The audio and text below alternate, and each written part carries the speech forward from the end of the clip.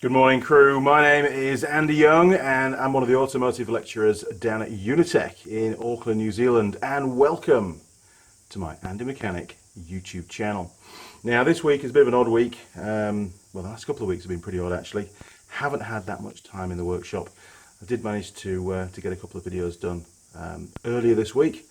And one was covering a little Honda Dio quad scooter, actually, a little scooter that we got fixed up. Had problems with the electric start and the kickstart. But this video, I have a bit of a surprise for you. It was, when was it? Friday night.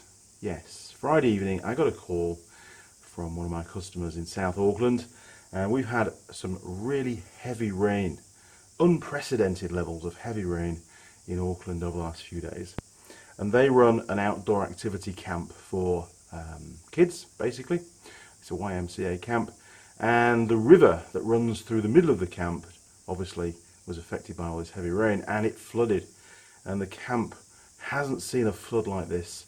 Well, the last most similar flood was 50 years ago, and this was a much worse flood than that. So this is probably the worst flood on record that they've got.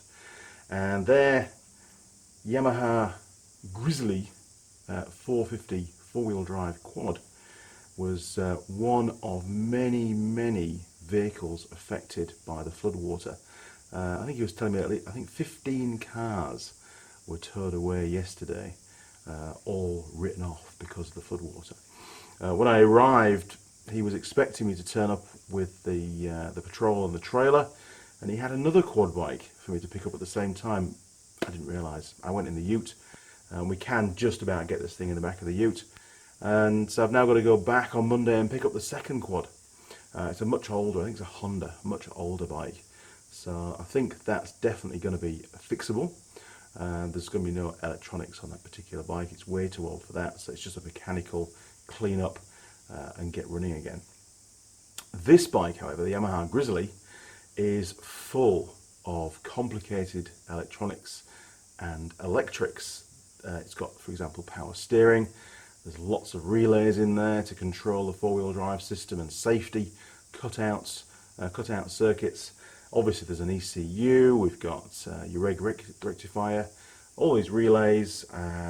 We've also got, on these particular bikes, they have rev limiting circuits. So when you put the bike into reverse, for example, or if you've got the diff lock on, I think it is, under certain circumstances, it reduces the engine RPM and it limits the revs of the engine, and those circuits do cause problems. And you know, this bike has been underwater for 7 hours, and it's not just clean water. We're talking really silty, you know, contaminated water, which is one of the main problems. Now, I've not pre-inspected this bike. All I did last night with Ben was get it up onto the back of the ute, get it home. We've unloaded it this morning and put it on the hoist. So we're going to go through this inspection together.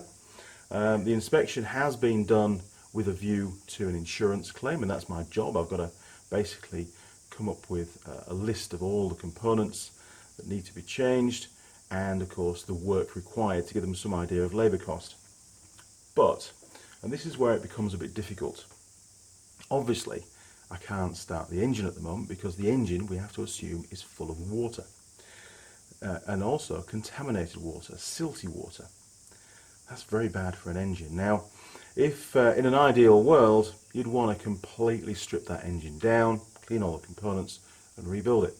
Well, if we were to do that, the bike would be instantly written off. There's no way the insurance company, you know, it's not a viable repair. They'd rather just write the bike off, sell it for spares and give the customer the value of the bike as it stands at the moment.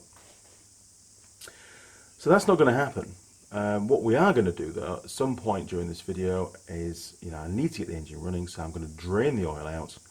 I can't change the filter because I haven't got one in stock, but that doesn't matter. I'll put fresh oil in the engine and we need to get the engine running. See if we can get it started. If we can get it started, then we can test the electrical systems. You know, we can test the four-wheel drive. Does the front diff lock engage? Do the rev limiters work? Do all the lights work? You know, all that kind of stuff. We really need that engine to be running. Now obviously if we get the go-ahead to and the quotes accepted, we get the go-ahead to repair the bike, then it'll get a second oil change, which will help to, because we're changing the oil twice, it's going to help to flush all the silt and grit and whatever it is out of the engine. Now, it might be when we come to drain the oil today, we don't find any water in the engine oil. And if that's the case, that's a really good thing, because it means that the water and the silt hasn't got inside the engine. But 7 hours underwater, pretty confident there's going to be lots of water inside the engine. And when we got to the bike this morning, it was dripping, it was still dripping water onto the deck of the ute. So there's water everywhere, What else? Things like, we basically need to ascertain what mechanical components need to be changed, if any. That might just be more of a clean-up stuff. What electrical components have been affected. And I mean, like I said before, there's a power steering system on here that's electric. That electric motor may be full of silty water. And then we've got the electronic components. Things like, we've got the injectors. I can't remember if it's fuel injector or not. Is it carburetor? I don't know. It might be carburetor. I think it's carburetor. It is carburetor. So we're going to have a carburetor to clean out. Damn, more work. The air filter is going to be probably full of silty water. That's going to need to be cleaned. It's just going to be never ending. And I have to be really, really conscious about not, pricing this out of a repair. I really do want to get involved with this repair. I think it'd be a great case study to do. And it's not often you get a quad bike to work on that's in this condition. However, I do think, around the world, and that's what YouTube's all about, there's probably, this kind of thing probably happens an awful lot.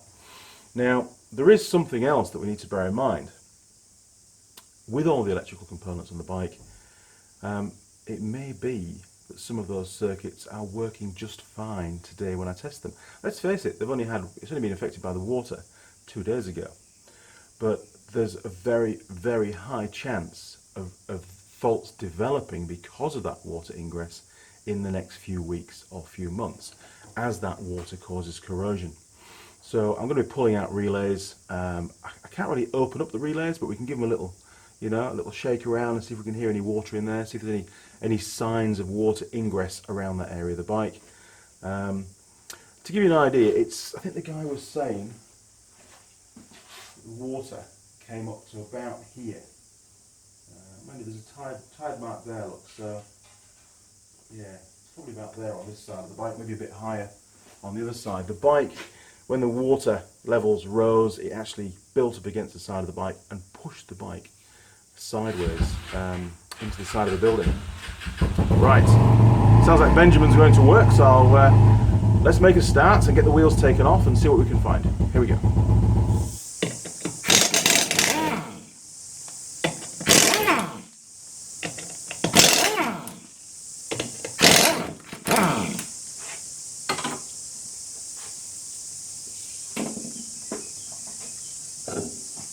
Oh, wow. Okay, well, you can see, oh, shit. I'm going to bring a bin over here, but you can see we've got all sorts of debris up here, but there's not much debris, and obviously the bike would have been quite muddy during its normal use, so we can't really go by the mud as an indication of where the water went to, but we can certainly use the twigs and branches and stuff as an indication of how far the water's got up, because that's going to give us a clue what components will have been affected by the water. We've got the regulator rectifier unit down here, so and they're pretty well sealed, but we have got a plug connector here which we need to have a look at, and of course we've got all these connectors up here, but again there's no branches trapped within that wiring, so that's a good sign. Okay, I'll go and get a bin, remove all these branches and stuff, and then we'll get the rest of the wheels taken off. Right, so let's get the thick of this off because it's all over the workshop. So we're looking about the top of the shock absorbers at the rear, on this side.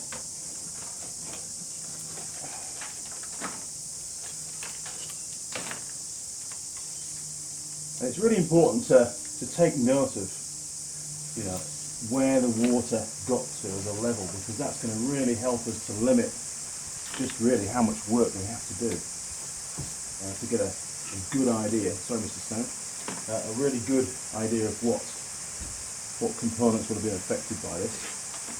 Okay, that'll do for now. That's sort of the fix. So we're looking about this sort of level here on this side of the bike at the rear. sit on this side, yeah. Okay. Right, time for the front wheel.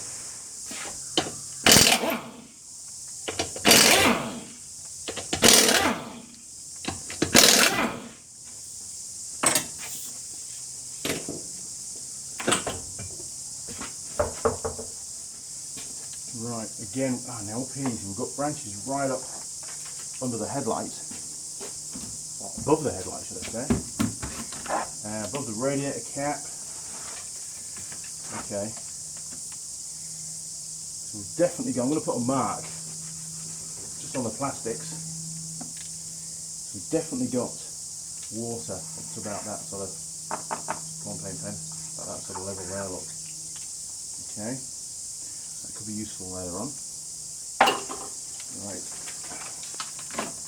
I feel like I'm gardening more than fixing a quad bike.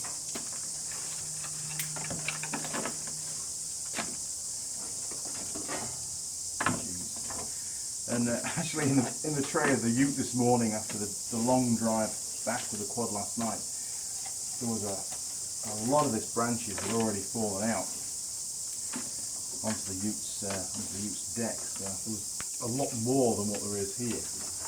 Now again, we've got to sort of consider that at the same time. And we're pulling out twigs from this quad bike, I think all the way through the video, aren't we? Okay. See, there is a tide mark just there, look. So that's going to help us a lot. And you can actually see where the mud's been washed off as well. Up here we've got, you know, quite deep mud which would have been splattered off the wheel, whereas down here it's been washed away by the water. So that's quite a good indication as well. Now, I hope, if it's only gone to about this level here, at the front of the bike, under this spray unit, there's quite a lot of the electrics. So fingers crossed it won't have got quite as high as that, but we'll be taking all those covers off as well. Right, that'll do for this side. Let's take a look at the other side.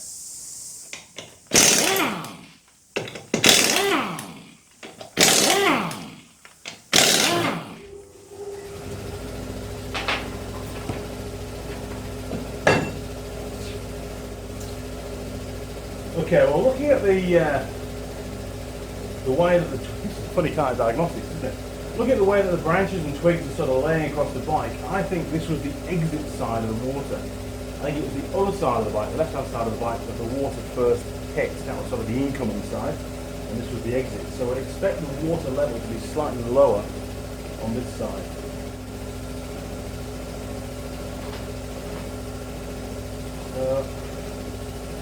Again, I think on this side we're looking around about, looking at the line. We're looking around about this sort of level, to be honest, which sort of tallies with that tide mark there, but the quad bike wasn't on the level by the looks of it. So this part of the bike was higher. So the nose of the bike was pointing downhill, which means it's got a higher level of water up the side of the bike at the front. So again, that's good news, but it's even lower on this side. So I've just spotted above the exhaust here, look. There we go. You see we've got some more debris just trapped up there where it's been flowing over the plastics at the top. So obviously with a flood, you know, the water levels go up and then they start to recede. So it may be that we did have some water flowing over the top of these plastics for a short time. But there is actually still underneath here a lot of the mud splatter which has come from the tyres, which hasn't been washed off. So, you know, maybe, just maybe, we can save this bike. Right, let's move down to the front of the quad. I'll just put a line on here, just on there with my paint pen. Again, just to give us a reminder of where we think the water levels have gone up to, because that's really important for diagnostics later on. We're basically gathering evidence at the moment, which will help to steer what we need to do later, and it should tally with what we find as regards effects on the components as well. Okay, let's head over to the front wheel and get that taken off, the last right-hand front wheel, and see what's lurking behind there.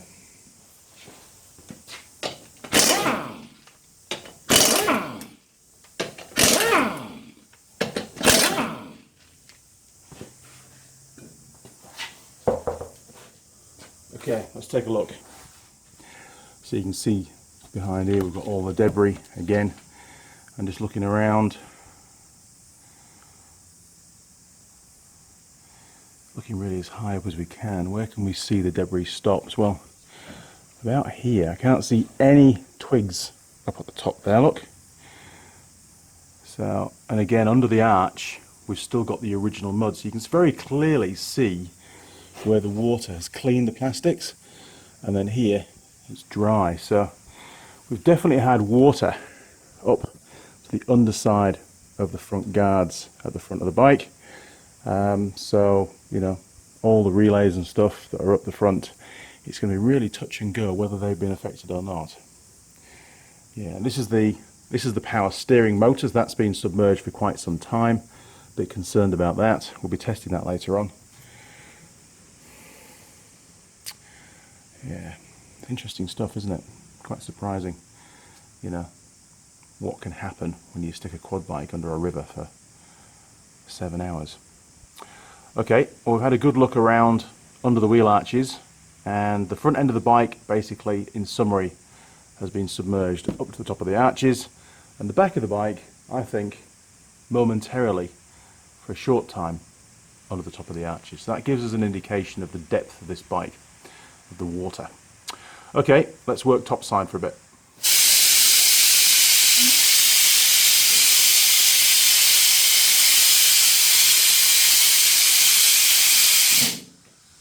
Right, the seat. Okay. Okay, so we've got a bank of relays down here, fuse box, and starter motor relay here, and of course we've got the battery. Now the battery itself is a sealed battery, so fingers crossed that's going to be okay. Now, it is a bit difficult with this quad bike because, you know, its working environment is partly in a forest, so, you know, it may be that these bits are just, you know, have got there, they haven't been delivered there via the water. That's just normal, you know, normal occurrence. And again, we've got some in the box here. Now the question is, has that box seen water? Well, I don't think it has, because there's dust. There's a lot of dust around here, dry dust, and the bike hasn't been started since it was flooded. Nobody's attempted to start the bike, which obviously is a good thing for the engine, by the way. Okay, let's pull some more plastics off. Let's get the side plastics off, the tank cover taken off. Let's have a look inside the air filter, because I think that's going to be a critical part. If that's been flooded, then we've got a major problem. We know that there's basically water's gone inside the engine. It's another indication of that. And probably that the carburetor is going to need to be cleaned out. If that's bone dry, then maybe the carb's in luck and we'll be alright.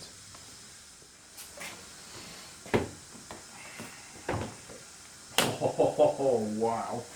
Okay, well, we know for sure that the water has been flowing up to this level here. Lots more debris behind there. I'll clean that up in a second. Let's pull the other one off. Okay, left hand cover. And this is the side that the water hit initially. Right.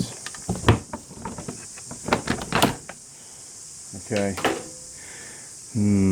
What does that tell you? And there's your old carby. So, yeah, I think basically the water level, looking at all this, there's some of my original spray grease that I put on the connectors and stuff. I think the water level has basically been just above the top of the intake manifold and the induction pipe from the air filter. So it's going to be touch and go whether water's got in the airbox or not.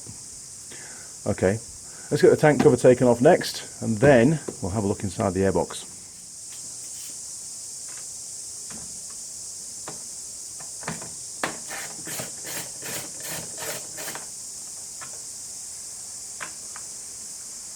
And it's raining again.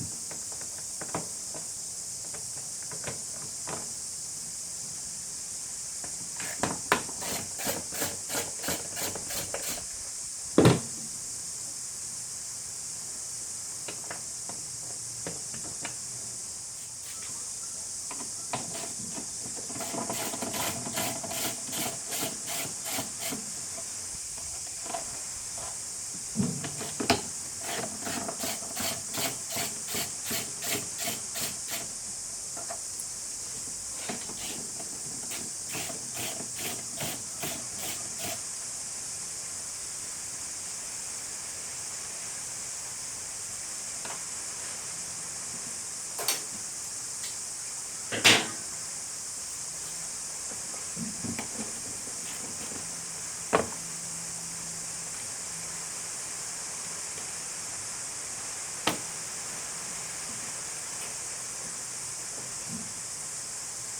that hose is split, look, damn, that's not good.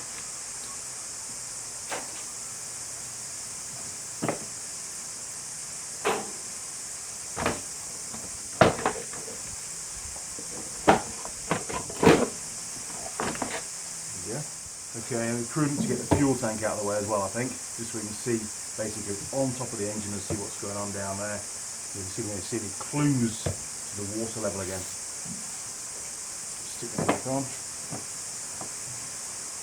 There we go.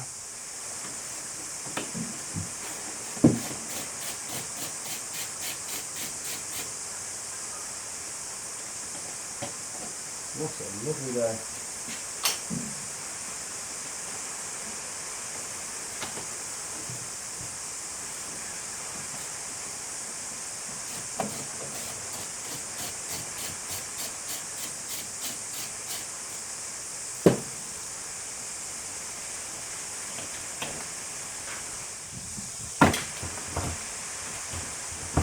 Pretty empty. That's a good sign. It's not full of water.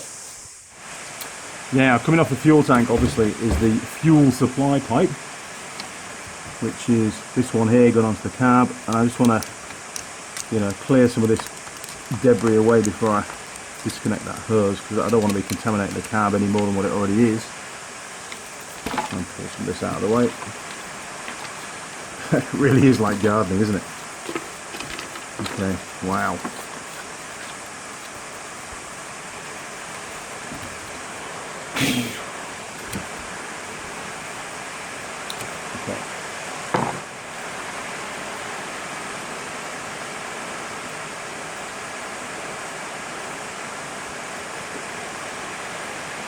Fuel tap is off. Brilliant. Right. Okay, so before we can pull the tank off, we've also got to remove this extended plastic sort of fuel tap extension thing. And I think, from memory, it's a posi screw just down that hole.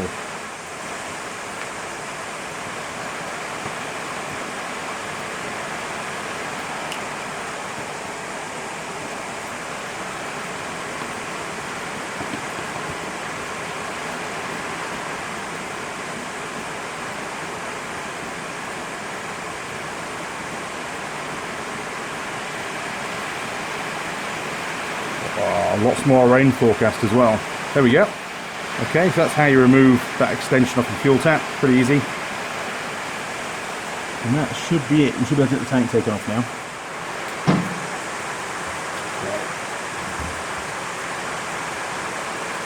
There we go. Jeez, it's pouring down outside. Okay, so sacrificial cable ties.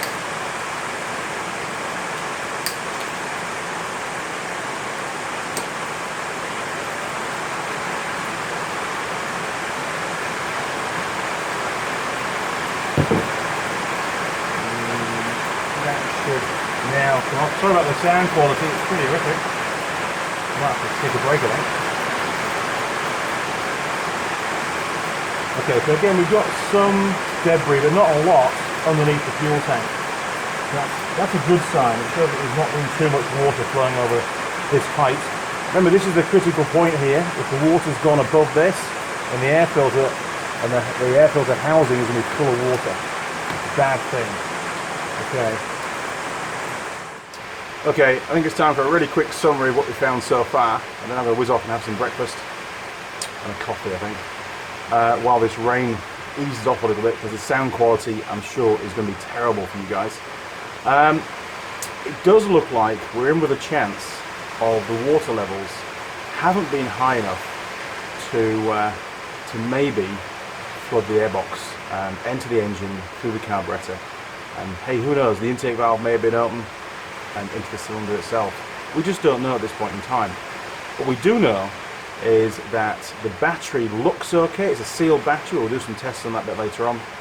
And maybe the fuse box and the relays around the back of the bike have been affected by that water. Now, there is something to bear in mind with this. These quad bikes that Yamaha produce, they're not built the same way as you build a car. the components on them are designed to withstand water.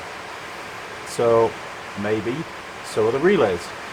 Hopefully Yamaha's done a good job there, and I'm pretty confident they will have done. Things like the ECU is fully sealed. The car's ECU, as Ivan will tell you, really isn't fully sealed, and any kind of water going around the connectors or the ECU itself is a major problem on a car. But on a quad bike, it shouldn't be that bad. But we'll find out. Okay, I'm off for some breakfast. See you later, chaps.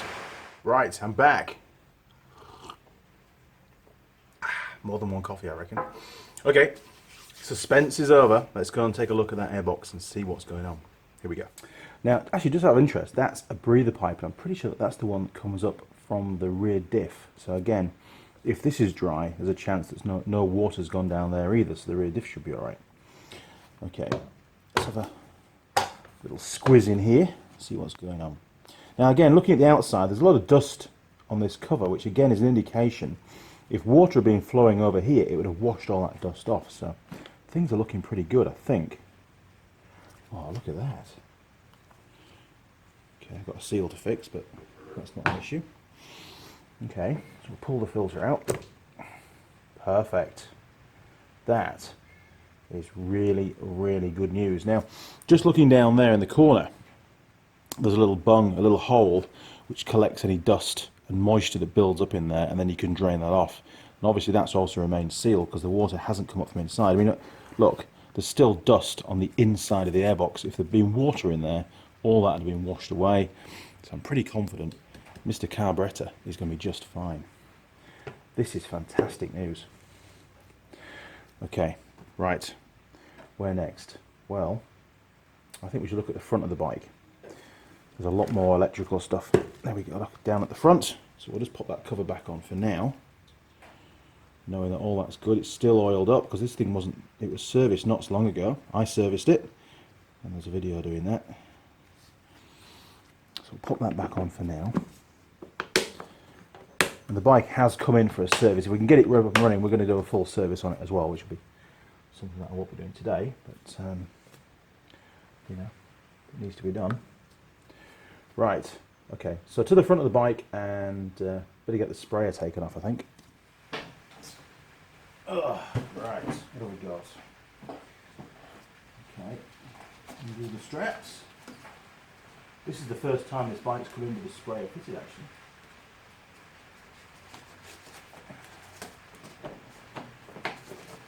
That's easy enough.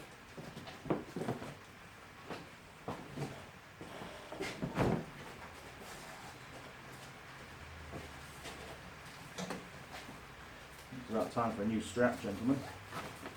No ratchet straps to be found. Put that. That's broken. Nice and empty. There we go. Sorted. Okay, so to take this plastic panel off, unfortunately, I have to remove. I've got to loosen these off, these side rails. So I've got under that bolt, side rail, both sides. I've got to undo front guard, and then I've got the Yamaha rack bolts to remove, 2 at the back, 2 at the front, and 2 under the guards. And then we can get that off. Right, no need to do that to camera. I'll get all that pulled off and we'll have a look inside. Right, okay, time to get the cover off and have a look inside. Oh, come on, you can do it. There we go.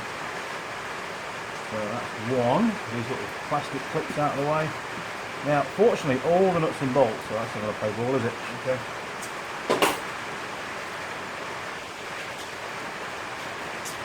All the fasteners that involve taking the rack off and the guards and stuff, they all come out really easy. Because I used copper paste on all the trays. Makes life so much easier. Right, 2 more.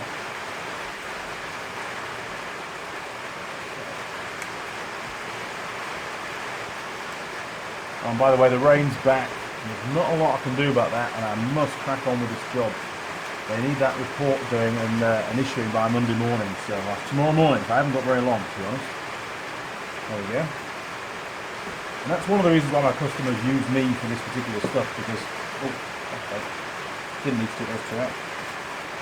Because they like the quick turnaround. A lot of dealerships can't do this level of turnaround so quickly. Come on, you can do it. Yeah, if you went down to a local dealer, chances are this bike would sit, unfortunately, for a few days, if not a week, waiting to be inspected. Why are you being so difficult? There we go, that's one.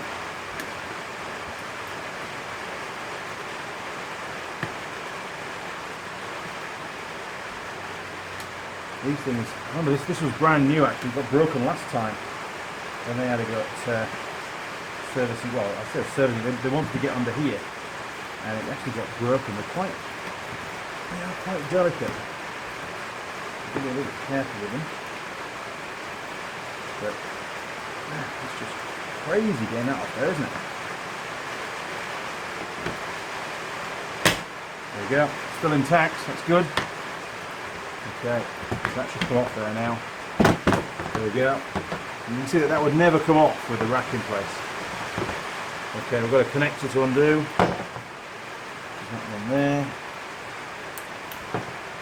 Sorted. Well, this is basically the airflow for the CVT drive, the cooling for the drive. Now it does look like we've got some residue in here. Now remember the front of the bike was submerged much deeper than the back of the bike. So there's a good chance there's going to be some water now in the CVT drive. So we're going to pull the cover off that and inspect the belt and the pulleys and make sure that's all good. But you should be able to see along here a tide mark. So we know that the water's been up to there. And I can see clearly on that side another tide mark, and I'll show you that now. Okay, a little bit of freehand photography for you. Camera work. It's not something that I'm really a big fan of, but you can see there, look, along this inner panel, very, very clearly a tide mark, which gives us a really good indication of how high up that water's got. Now, man, it really is. You're not going to be able to see this on camera, but that tide mark line there is pretty much the same height as this. This is the intake for the CVT drive, like I said earlier on. So we're going to need to inspect that further. What else have we got? Well, got a bit of debris in front of the radiator that will need to be cleaned out. Doesn't look too serious.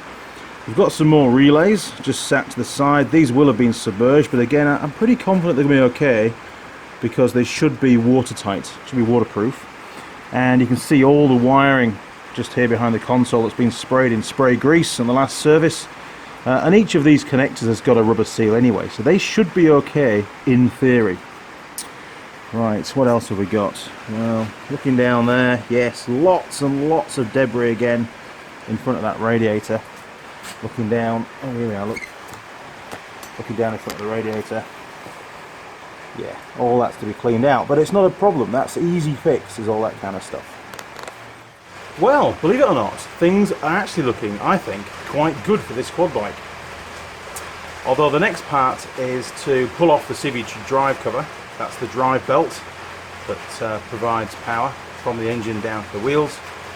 And there's a possibility that water has got into that drive belt system. Now, if it was normal water, it's not the end of the world. There is a drain bung at the bottom, but this isn't normal water, this is silted water, so that could cause problems and adverse wear to the bearings, to the belt pulley surfaces, maybe centrifugal clutch too. So we need to have a good look in there and make sure it's still clean. If it's not, if it's full of silt, then I'll have that full system to strip down, clean and rebuild, and that'll be a whole video on its own. Right, we'll get the hoist put back up to normal working height, and we'll get that CVT drive cover taken off. Here we go. Okay, my apologies for the sound quality. It's still pouring down outside, but this is the cover that contains the CVT drive on this quad bike, and at the base there's a drain bung. Now I'm going to pull that out first of all and see if we get any water coming out. Telltale sign it's been flooded. Okay, come on Mr. Bung, you can do this. Wow, look at that. Okay, well, Looks pretty dry to me.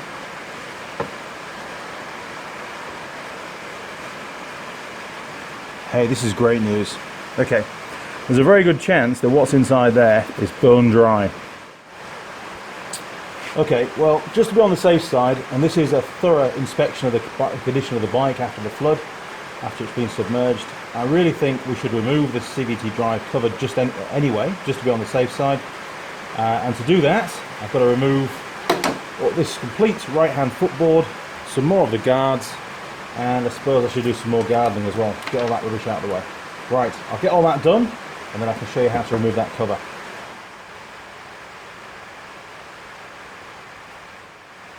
Right, time to blow some more of this rubbish away.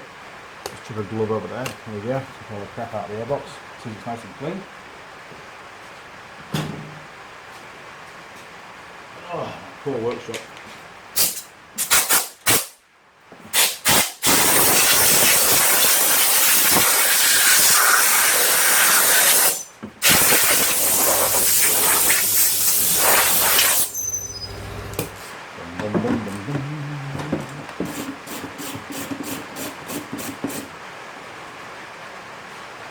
I'm pretty confident this CVT drive is going to be bone dry without any issues, but you only get one chance on the old insurance estimate. Anything we miss, I might be held responsible for, so it's definitely worth spending the time to do a proper assessment. Okay, number 4 Allen key for those, and 8mm on the outside. And it wasn't too long ago that I actually pulled this CVT drive apart and did a belt wear check on it, and it was about, from memory, about a third worn. So it's not going to need a new belt, I don't think. And certainly the warranty when they called it anyway, so it wouldn't be part of this claim.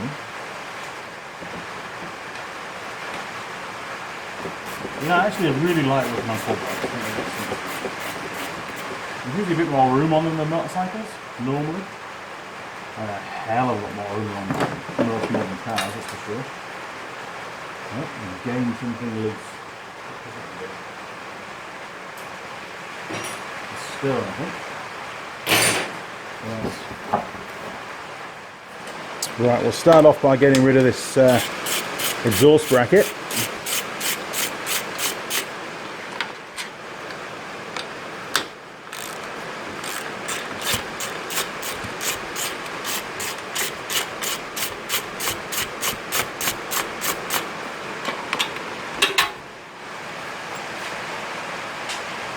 Yeah, it's really cool when you take all these bolts out that every single bolt has still got copper paste on it. In the last service, it makes life so much easier. I mean, don't forget, quad bikes tend not to get maintained for years on end, and a lot of the bolts tend to snap off, which makes the job so much harder. You know, a little bit of time, just putting a dab of copper paste on each bolt can make your life so much easier next time around. So I'm just going to remove these 2 bolts here, just to give these plastics a bit more freedom, so I can just flex them out of the way a little bit. One. Battery clamp bolts, there we go. Okay, and that just gives us a bit more freedom just to flex that out of the way so we can get to the last few bolts on here. I'm not going to take the whole rear plastics off just at this point in time. Maybe in the future, but I don't think I'm going to need to do that. Right, let's get back to that cover. Okay, now it's a really good idea when you take these bolts out to line them up on the bench as to where they came out of on the cover, because there are different lengths, and if you don't do that, it takes a lot of time trying to work out what bolt went from where, or went to where, should I say. There we go. Man, it really is pouring down outside, and I feel really bad for you guys listening to all that rain in the background. I'm trying to, but I just have to crack on. I just don't have the time to down tools until the rain decides to go away, unfortunately. So my apologies. There's not a lot I can do about it. I really want to take you on this journey. I think there'll be a lot of editing going on. Try and keep this video to try and minimise that rain noise for you. here we go. So far those bolts are all the same length.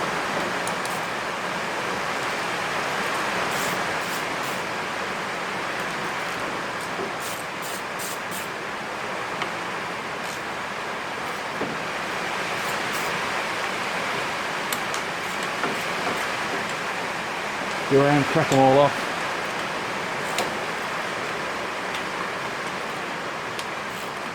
There we go. Now,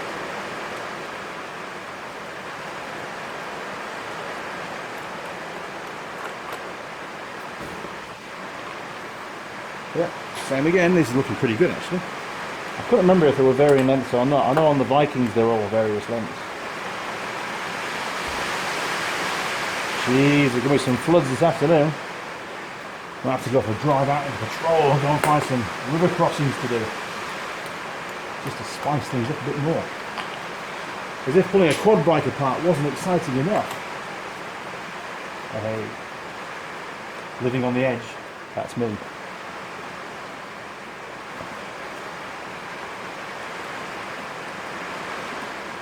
Okay. Now that one is a bit longer. Okay. 2 more to go. Yeah, normal length.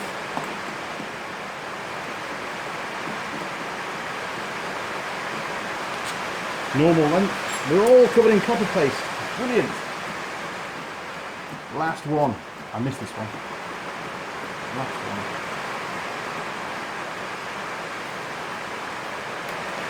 There we go. Sheesh. Okay. Right.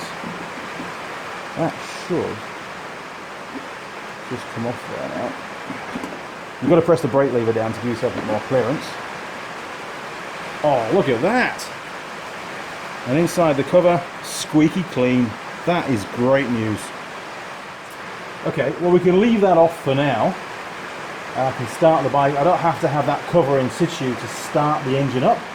So we'll leave it off. It might give us access to other stuff we need to get to later on. Still needs a hell of a clean out. Lots of debris. Still, look at that. Bit of a tree. Okay, well that tells us, because it's clean in there, it tells us that all that induction piping from the front, down this end, and from the rear, there's another pipe that comes in from the rear down here, all of that is nice and clean. If it wasn't, it would have the water would have ended up in here. So that's great news. That's going to save an awful lot of work. We don't have to strip all this down. Okay, well I think, personally, the next step is to drain that engine oil out and take a look and just see how bad that is. And see if it's been contaminated, because there is a chance it could be okay. Fingers crossed. Well, the future for this quad bike is looking really rosy. So far, so good. Even the CVT drive system, as we've just seen, is lovely and clean. There's definitely been no water ingress in there whatsoever, which is really, really surprising, given the fact it was underwater for 7 hours. So I'm going to get the bike raised up on the hoist. I've got to put some wooden blocks in there and stuff to get to the drain bug on the engine, because currently it's sat on the bottom of the chassis. There's no gap underneath with the wheels being off.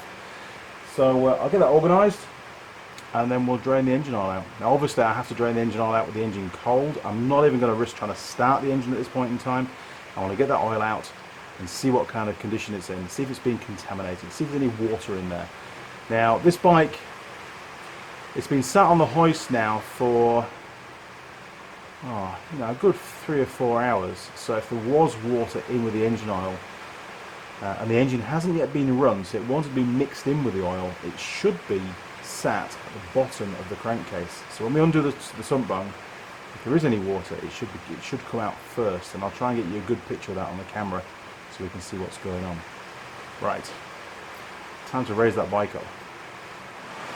Okay, so the oil drain on these engines is just down here, look, and there's a nice hole in the plastic, so you look under there, look, and you'll see that's what we're talking about. So that's what I'm going to be undoing now to drain the oil. We'll get it drained out into a pan and take a look.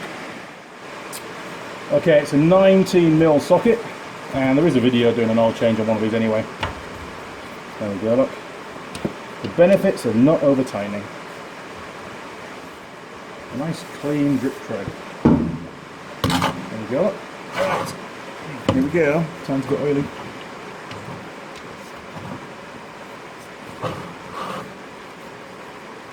So what you're looking for first of all is water coming out and then the oil. Fingers crossed it's just water. Sorry, it's just oil. There we go. Fantastic. No second takes on that one. Well, that looks really clean and not contaminated. That's really good news. Wow, this quad bike has been so lucky. Okay, we'll give that a few minutes to drain and then we'll refill it with some fresh oil. Now, just while the oil's finishing draining off, I did notice on the CVT drive that this outer bearing support does rely on some of those cover bolts for support, and currently it's sort of just a little bit loose, so I'm not going to risk starting the engine with that not supported fully. So whilst that oil's draining, I'm going to refit that cover, put the oil in the engine, and then hopefully we can get it to start up. I think we should drain the carb first though, just to be on the safe side. Oh, and of course refit the fuel tank. Okay, so I have filled the bike with engine oil, and I've actually removed the other footboard as well, and I'm very tempted to remove those front plastics because remember all that debris built in front of the radiator. I need to get access to the cooling fan as well, because if there's debris trapped in the cooling fan, the fan blades are going to be jammed, and again that's where you're going to blow a fuse. It could burn the motor out. We don't want to, create more problems. So my task now is to remove that for those front plastics, and then get the bike started. I reckon and give it a go. Drain the carburetor first. Just make sure it's got some nice fresh fuel. Chuck the fuel tank back on there and get some fresh fuel into the carb. Very confident the fuel in the fuel tank hasn't been contaminated, so fingers crossed this bike's going to start up, hopefully. I'm going to pull those front plastics off first, so bear with me. Ping! As if by magic, the front end plastics were removed. Now, removing those plastics is really easy, and I didn't think it warranted spending 5 minutes to camera doing that for you. Basically, all the electrics can just be moved out of the way, except for the actual speedo console, the display. You need to unplug that from the loom, get the plastics out of the way, and then refit that, because we need to run the engine. If we don't have that connected, it could flag all sorts of fault codes and cause nasty things to happen. So it must be connected before you restart the engine, before you even turn the ignition on. Okay, moment of truth. Let me fit the fuel tank, drain the carb. You guys can work that one out. No need for me to show you how to do that either. Carburetor's just got a little drain screw. Maybe I'll show you that. Okay, I'll get the fuel tank fitted. I'll show you how to drain the carburetor float bowl, and then maybe she'll start. Here we go. Right, so we're just going to reconnect that fuel hose onto the carb. There we go. Easy stuff. Put a little clip on for now. It's only temporary because obviously we're going to be doing other stuff to the engine as well. But we'll put that on there. And to drain the carb, the float bowl, we need to undo that screw there. Now it's really important that you get a really good screwdriver that matches exactly the head that's in there, otherwise you risk chewing it up. Okay, here goes. Now there is a drain pipe that you should find, it looks a bit like this, and if you look at that, as you undo that screw, oh, she's tight. Try and support the carb if you can. Oh, there we go, look. Sorry camera, needs must. Okay, I'll just give that a twizzle. Let's see if we get any fuel out the bottom.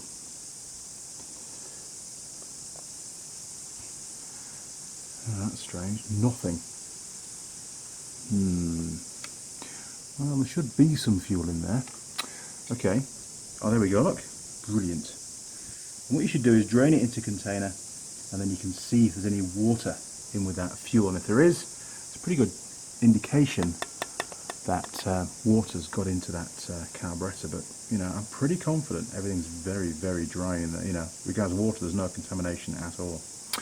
Brilliant. Well, that fuel seems really good. You'll have to believe me on that one. So we'll just close that off. Now, don't over tighten these little screws because they can seize up. And now we can turn that fuel tap on. That's just in here, look. So I'm just going to grab that extension piece. Now we put it in the off position, which is there. And the tank's pretty low, so I'm going to turn it to the reserve position, which is upwards. Right. Now that should refill the carb. And then we should be good to start the engine. Now, actually, one more check you could do is, this is your coolant expansion tank. And if you can see in there, look, take the cap off, just a torch in there. You should be able to see that hang on, will it go brighter? Now, there we go, as good as we get. So the actual level is just above the full mark. Now, if this was full of water and it looks a bit murky, then again it might be river water that's got in there, and if that was the case, we definitely need to replace all the coolant. But this one actually looks like it's perfect. I remember it was changed at the last service, and it looks very vivid and green, so I'm pretty confident. And the cap does seal really well, and it's all, you know, all sealed off, so I'm pretty happy with that. It does have a breather pipe, and the breather pipe runs all the way up to just behind where the dash is. So again, we're pretty confident the water level didn't get that deep, so I'm pretty sure that all that's fine. Okay, moment of truth, here we go. Okay, one ignition key. Now, a couple of pre-flight checks that we need to do, and one was to check the battery condition, because we're not 100% certain that hasn't been affected. We'll just check our meter on there and see if we're getting a reasonable voltage on it. So, voltage, there we go. What have we got?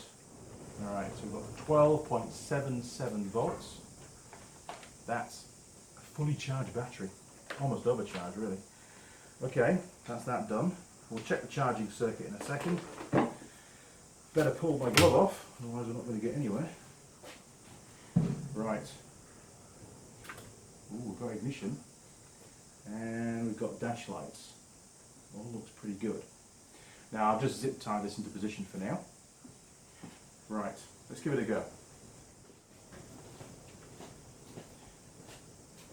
Okay, bit of choke.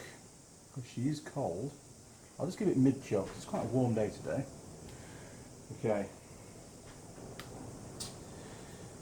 Fire button is here. There's the gas. Fingers crossed.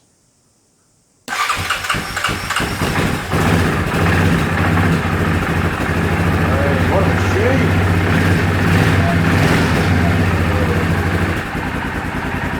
Taking the choke all the way off now.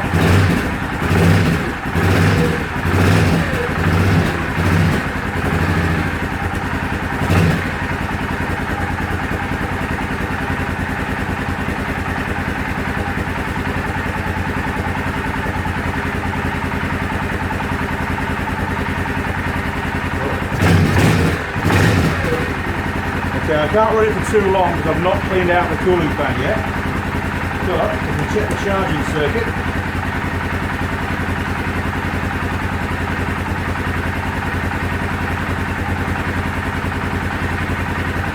Well, even at idle,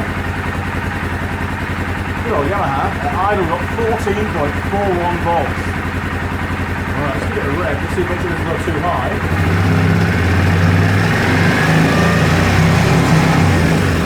No, that's all good. Perfect.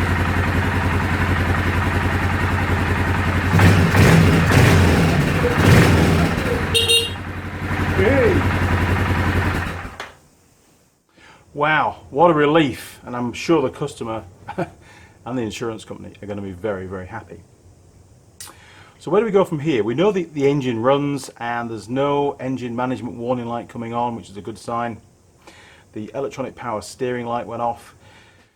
Okay, so next task is, I think, to remove the coolant fan from the radiator. We've got all the plastics off. It really is only a 5-minute job.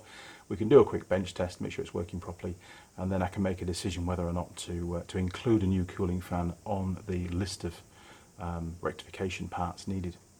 Right, here we go.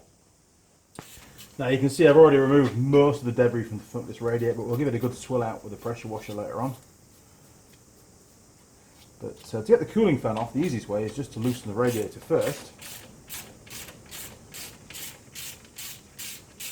God, it feels more and more like a forest in this workshop. There's so many bits falling off this thing. Okay, washer's gone for freedom.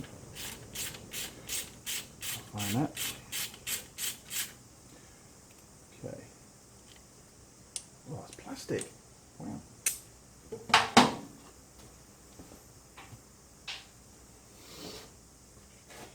Okay, so we can just pop the radiator now off that frame, and then we've got 4 more bolts at the back of the radiator. We can get to those pretty easy.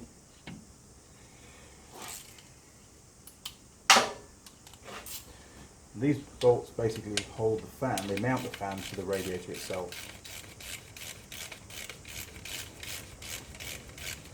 Obviously when you're handling the radiator, be really careful you don't damage any of the cooling fins. They're quite delicate and they're actually bloody expensive as well, so not a good idea to damage them.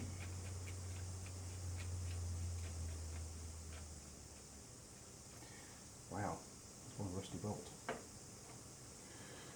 Okay, next.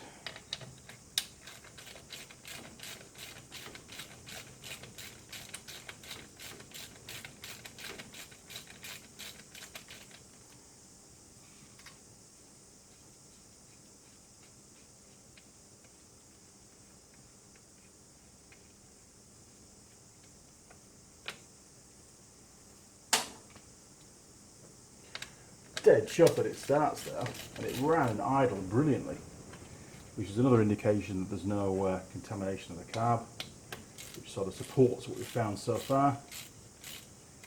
This definitely has been one very lucky quad bike. It's good because it's a cool bike, it didn't want to be written off. It's well looked after, it's a nice one.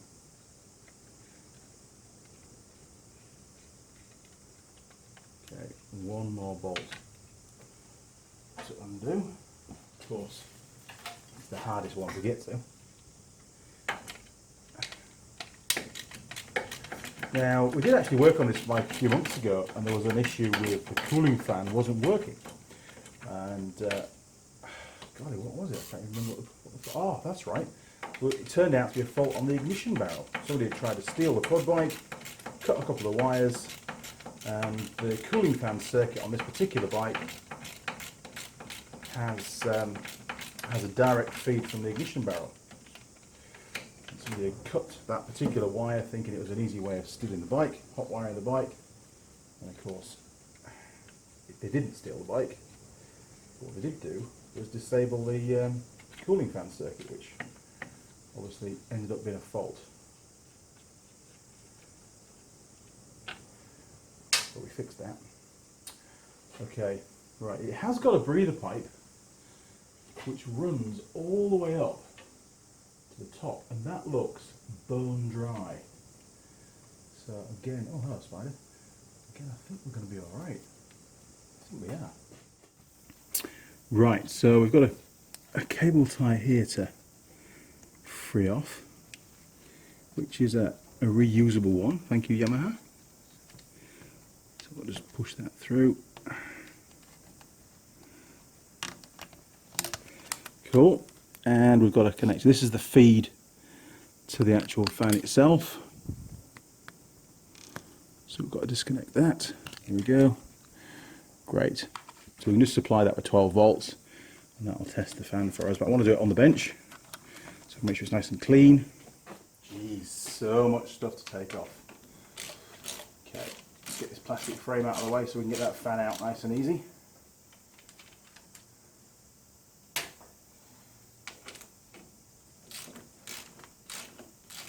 And it's these 3 connectors, just while we're here, it's these 3 connectors you've got to disconnect to get the speedo or the console out of the way so you can remove the front plastics, but they're really easy to put back together again. Okay, stick that over there with many other motorcycle parts. Okay, this is the breather that runs all the way up, and you can see that's where it finished before, and the pipe is bone dry, which is a really good indication that this fan's going to be just fine. Pull that breather pipe through, and when you fit the fan, the breather is to the top of the motor. Okay, there we go. Right, to the bench. Okay, so just to mark it up for you, that is the top. So when you mount it back on the radiator, by the looks of it, these four mounts are the same top and bottom, so you could potentially mount it the wrong way around. The wires and the breather pipe to the top, and that pipe bone dry. That's good. Okay, so make sure there's no debris around. I'll probably give this a bit of a wash off anyway. I'll be at least a clean down with a rag. They should be pretty waterproof, and this is a different style of fan to the one on the Viking, it looks like. Slightly different motor. I think it's the same brand though, which is Tripack. There's some serial numbers there, look, if you can see that. So we'll get it to focus on there for you. Okay, so that's your Grizzly fan. Okay, so what we need to do is give that 12 volts. So I'll get my power supply fired up, we'll get some jumper cables, and we'll give it some power. Hokey dokey. Right, so black ground, blue with a white trace as your positive feed. So I'll put positive on there, ground on there. Brilliant. Okay, power on. There we go. And with this I can bring the voltage up, so we'll just slowly bring the power up. Oh, look at that. It's only getting like 1 volt. So that's a really good sign that that motor's working properly. Take it right up to 12.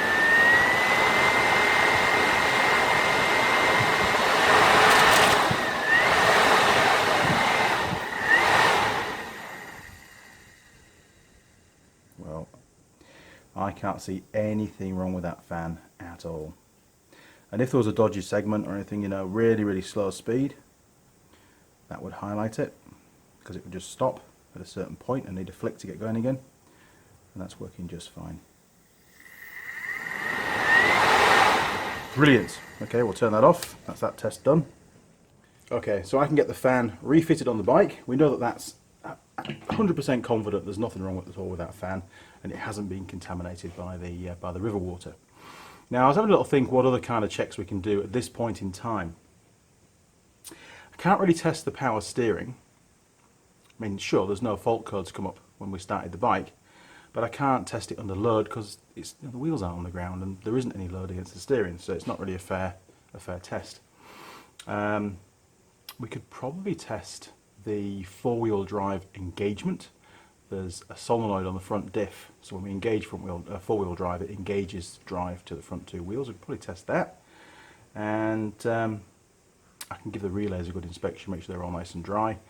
And then I think realistically we're going to need to sign this video off, because I've been at this for now for about, I started at 8 o'clock this morning and it's now nearly 4 p.m, so that's nearly 8 hours of work to pull this bike apart and do all the various inspections. Now sure, okay, it takes a little bit longer when you're filming it, but still it's a lot of work, and it's probably going to result in a very long video, and I don't really want that. I just want the video to, you know, cover all the basics.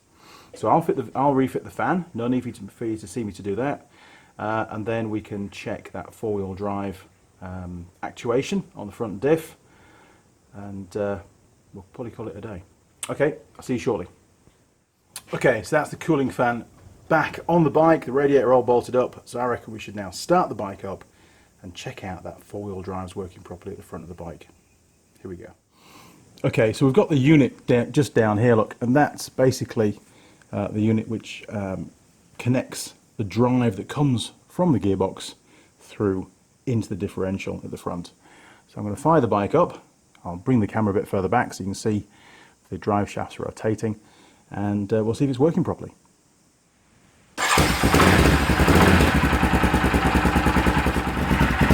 Okay, so we're in drive, we're in high speed, and we've got drive to the rear wheels. And we just pan across.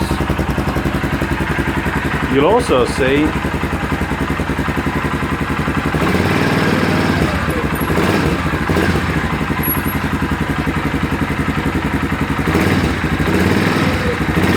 we've got drive coming in from the gearbox into the front diff.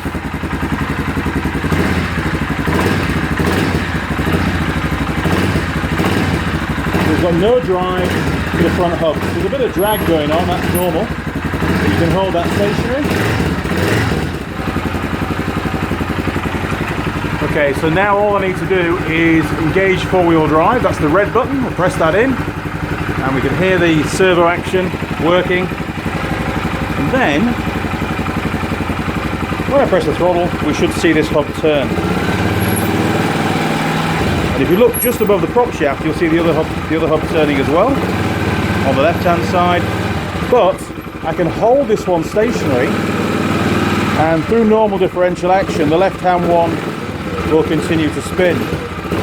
Now this vehicle is also equipped with a diff lock, so if we go back up to the top here, look, back onto the handlebars, open the little flap, that way, and you'll see a yellow button. And this time we're going to press that, and when the button sticks out, it gives us the four-wheel drive lock. So we press that, we can hear the actuator working again.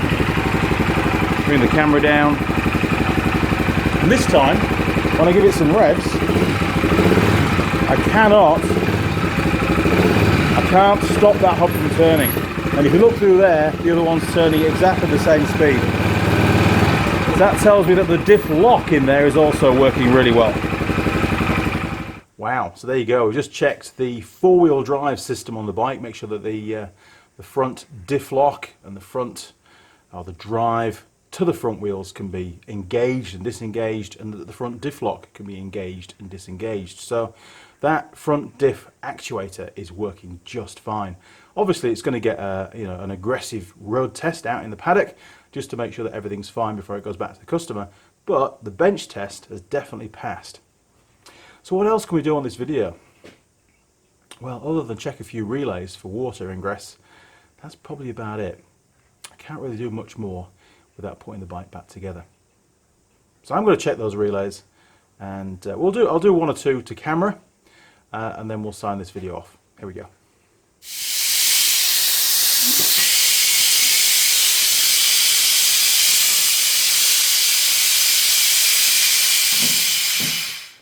Okay, now remember the front of the bike got submerged a lot deeper than the back, so I'm more interested in the relays at the front of the bike, and we've got 3 down here. Now these wires do look a little bit dirty, there's a bit of contamination on there, so maybe, just maybe, this relay has got water in it, so we'll just try and extract it from its clips.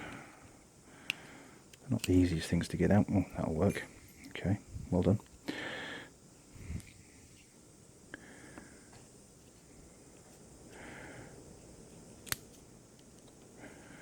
There we go, look. Okay, well, they are a sealed unit, but looking inside there, it looks absolutely bone dry. In actual fact, Yamaha's put resin around each of the connectors. If you look down there, look, they're sort of glued into place to keep the moisture out. So I'm very confident actually that all that looks pretty good. Oh, this does look like an adapter. That relay there is a separate component, so maybe we should pull that from there if we can get it out. Oh, I can see some cable ties coming on. Okay, very brittle, aren't they? Jeez. Okay. Oh, there goes another one. Right. Oh, in actual fact, it's just a holder. Perfect. That's okay. So if you look at the relay itself, for demonstration purposes. Right. There you go. Look at the relay. You can see that wherever one of these connectors protrudes out of the relay, they've put resin around it to keep the moisture out. That's a fantastic sign, and you don't find that on all the vehicles. You know, some of the other makes of quad bikes tend not to do this sort of attention to detail with components, so you can have problems. Okay, let's put that back together. Hopefully I'll work it out how it goes. Okay, that way around. That goes in there. Brilliant. So I'm going to put a cable tie on there now to hold the whole thing together. So I'll just run that round there and over the top. Easy. So looking at these relays, they're all made by the same manufacturer, Omron. In actual fact, they've both got the same part number. So they're both the same relays. And what have we got here? Ah, that's a different brand. So maybe we should check that. And that looks a little bit damp, look. Or is that my oil from earlier on? It could be the spray grease that I've been using. Okay, so let's have a little look at that one. Hopefully, without breaking the tabs off this time. Happens to the best of us. Okay. There we go. Okay, what have we got down there? Right, yes, that one, I can see it on there, look, that one has also got, it's not shiny resin, it's matte resin this time, but there's definitely resin around those connectors, those pins, so I don't think there's any need to go any further. That is again a sealed relay. Good job, Yamaha. That's what we expect, isn't it? Okay, well, believe it or not, you know, all these connectors, I pull one of these apart here, look, you'll see. Just put that down there. There we go. If you look down there inside, see that black seal? That's a waterproof seal. So there's going to be no problems at all with any of these connectors getting water anywhere near them. They're designed for that, and they've got little rubber grommets around the wires on the outsides as well. So all these connectors are going to be in perfect condition, and they won't have been affected by the water. Now the speedo console, again, is a sealed unit. Where the wires go in, it's all quite well sealed around. There's a big rubber grommet that they have to pass through. And I don't believe that the water went that high anyway. I think this was still dry, even when the water was its highest. So that's good. It's a pass. Excellent. Now there really is a tremendous number of factors to include in this video. And without any doubt, some of it I won't have included. And I'm sure that some of you will add things to the comments that, oh, don't forget to check this and don't forget to check that. Now, one thing that springs to mind is the brake fluid. Okay. Well, yes, the front brake uses calipers, it's a hydraulic system, but it's completely sealed apart from the master cylinder. And the master cylinder is on the handlebars. You can just see up there, look. And we know for a fact that the handlebars weren't submerged. So, again, not too concerned about that.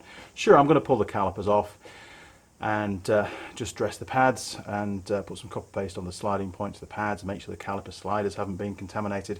But all that kind of stuff, well, that's covered on my other videos. You don't need to see that. You can watch it on those. Front diff, rear diff contamination of oil. Actually very confident that that hasn't happened. They've all got breathers that run right up to the height of the speed of the console on the bike. And we know the water hasn't got that deep.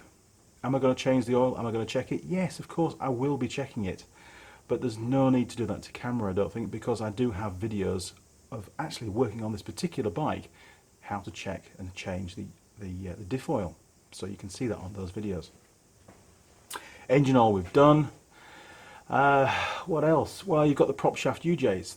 I'm doing a service on the bike. They're going to be pumped full of grease, and if there is any contamination in there, it'll be pumped out with the old grease as I apply the new stuff. What else? Wheel bearings. Could they be contaminated? Well, don't forget, these bikes are designed to operate in a very harsh environment. Those wheel bearings have very good inner and outer seals to prevent any kind of water ingress into the hubs. Basically, if water has got into the hubs, it's only because those seals have already been worn out, and that's down to poor maintenance, not down to the fact there's been a flood. It's not really an insurance claim. It'll get fixed, yes, and that'll be my job, and I'll cover that when I come to take those hubs off during when I come to do the service. I'll be inspecting all that kind of stuff, but it's not something that will go on the insurance claim. So I don't need to worry too much about that today. Today's aim was to create a list of stuff that needs to go on the insurance claim. What else? Well, the battery's good. We checked the charging system, so all that's good. Yes, it needs an oil filter. I'll grab that tomorrow. And will I do a flush of oil? No, I don't think there's any need to do a flush of oil. There was absolutely no indication that any water had got anywhere near the inside of the engine, which is really good news. What else? Oh, so much to think about. Switchgear on the handlebars. again, you know, they don't like being submerged in water, but fortunately on this occasion they weren't. If your quad bike is fully submerged, then I would recommend that you take those switch gears apart and give them a blast out with sort of CRC spray, flush out any moisture that's in there, and that spray will also help to prevent any kind of further corrosion. If it looks a little bit iffy, you could use contact cleaner, aerosol spray. Again, that will help to just clean up those contacts so you don't have any problems. It's going to minimise any problems. What else? The loom, all the connectors on the loom, well, it's a Yamaha. They're all fully sealed. It's not a problem. The relays, all fully sealed, as I've shown you. Not a problem at all. ECU, designed to run underwater. It's fully sealed. That really is about it. Yes, I've still got a full service to do. Yes, I'll be cleaning the air filter and re-oiling it again, but you don't need to see that. There's a video that covers that. So I think, realistically, I've covered everything that you need to check should you decide to sink your quad bike in a river, and a muddy river to that. Okay, crew, I'm completely knackered now and I'm ready for a cider, I tell you. All right, I'm going to sign off. My name is Andy Young and I'm one of the automotive lecturers down at Unitec in Auckland, and you've been watching my Andy Mechanic YouTube channel.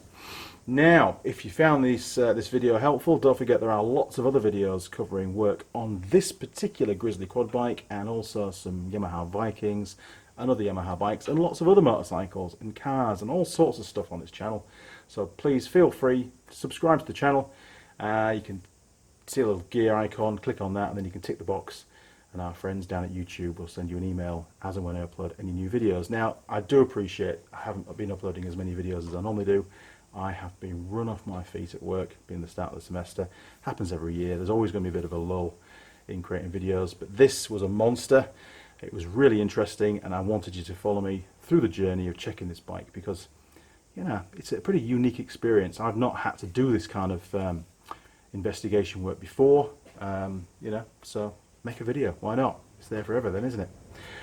What else? Oh, you'll find me on Facebook, Instagram, Google+, and Twitter. Feel free to communicate through any of those portals. I will get back to you, I promise. But in return, I would ask first point of contact through the comments of YouTube, because that's where the videos are. And if I answer your question, and it's the same question that somebody else has, they may also see the answer, and it's going to help them out. If it's buried somewhere else on a different media platform, then you know, chances are nobody else will see it, and it's not going to benefit them, you know, as well as it could do. Okay, I'm going to sign off. Cheers, crew. Over and out.